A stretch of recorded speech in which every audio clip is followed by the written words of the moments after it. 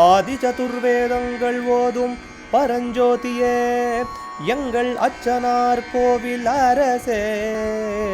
நம்புவோர்க்கு உபகாரி என்பதில் இவரன்றியில் நாட்டில் ஓர் தெய்வம் யார்கான்.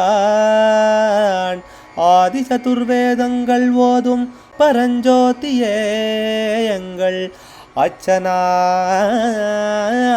கோவில் அரசே. சுவாமியே சரணமையப்பா. அச்சங்கோவில் அரசே சரணமையப்பா.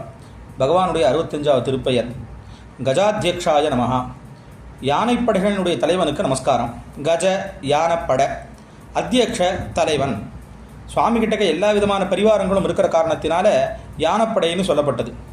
அம்பாள்கிட்டையுமே விசேஷமான யானைப்படைகள் இருக்கிறதாவும் அதை ரணகோலாகலம் அப்படிங்கிற யானை மேலே ஏறி சம்பத்கரின்னு சொல்லக்கூடியதான தேவத்தையானவள் எப்பவும் காப்பாற்றிகிட்டே இருக்கா ஸ்ரீநகரத்தை அப்படின்னு சொல்லி லலிதோபாக்கியானமானது சொல்கிறது. அதனால் யானைப்படைங்கிறது முக்கிய லட்சணம். பட்டத்து யானை, பட்டத்து குதிரை இதெல்லாத்தையும் வச்சு அந்த நாட்டுக்கு ராஜாவுக்கு சகுனங்களையும் நன்மை தீமைகளையும் நிர்ணயம் பண்ணக்கூடியதான விஷயம் சாஸ்திரங்களில் சொல்லப்பட்டிருக்கு.